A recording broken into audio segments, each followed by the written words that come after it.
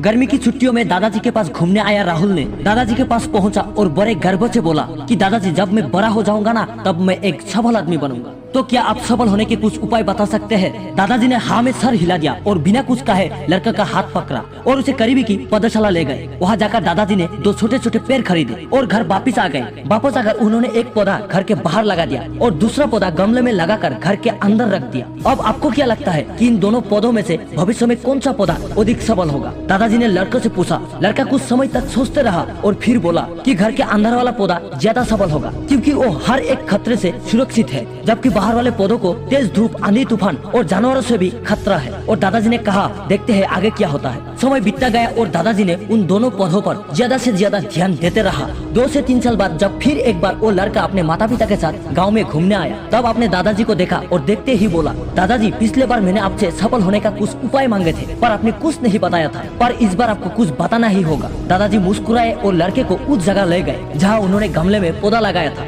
अब वो पौधा एक पेड़ में बदल चुका था। वो पेड़ देखते ही लड़के ने कहा, देखा दादाजी, मैंने कहा था ना कि ये वाला पौधा ज्यादा सफल होगा। और ये सुनते ही दादाजी ने कहा, अरे पहले बाहर वाले पौधों का हाल तो देख ले। और ये कहते हुए दादाजी लड़के को बाहर लेकर गए। बाहर एक विशाल पेड़ गर्भ से खड़ा था। उसकी शाखाएं दूर तक फैली थी और उसके सामने दोनों खड़े रहकर आराम से बात कर रहे थे। अब दादाजी ने राहुल से पूछा, बताओ कौन सा पौधा ज्यादा सफल हुआ? लड़का कुछ शर्माते हुए बोला, बाहर वाला पौधा। लेकिन ये कैसे संभव है? बाहर तो उसे ना जाने कितने खतरों का सामना करना पड़ा होगा। दादाजी मुस्कुराए और बोले, हाँ, बाहर वाले पौधों को बहुत सी चीजों से सामना करना पड़ा, लेकिन समस्या का सामना करने से अपने फायदे भी तो है। बाहर वाले पौधे के पास आजादी थी कि वो अपनी जड़ें जितनी चाहे उतनी फैला ले, अपनी शाखाओं से आसमान को छू ले। और तुम जिस आंधी तूफान से इस पेड़ के लिए मुसीबत समझते थे, उसी आंधी तूफान ने ही इस पेड़ की जड़ों को इतना मजबूत बना दिया है कि आज एक छोटा सा आंधी तूफान इस पेड़ का कुछ भी बिगाड़ नहीं सकता। बेटे, अब जो मैं तुम्हें बताने वाला हूँ उसे अगर तुमने अपने अंदर बैठा लिया तो तुम जिंदगी में जो कुछ भी करोगे उसमें सफल हो जाओगे। उन्होंने बोला कि अगर तुमने जीवन भर सिर्फ अच्छे विकल्पों को ही चुनते रहोगे तो तुम कभी भी उतने सफल नहीं हो पाओगे जितनी तुम्हारी क्षमता है। लेकिन अगर तुम तमाम खतरों के बावजूद इस दुनिया का सामना करने के लिए तैयार हो तो तुम्हारे लिए कोई भी लक्ष्य हासिल करना असंभव नहीं है। लड़के ने लंबी सांस ली और उस पेड़ की तरफ देखने लगा। वो दादाजी की बातों को समझ चुका था। आज उसे सफलता का एक बहुत बड़ा सबक मिल चुका था कि जीवन में हम जिन रुकावटों को हम जितना बड़ा शत्रु समझते हैं वही हमें मजबूत और जीवन में बहुत ज्यादा सफल बनाती है। तो मेरे दोस्त, अगर वीडियो अच्छा लगे तो प्लीज वीडियो को लाइक करके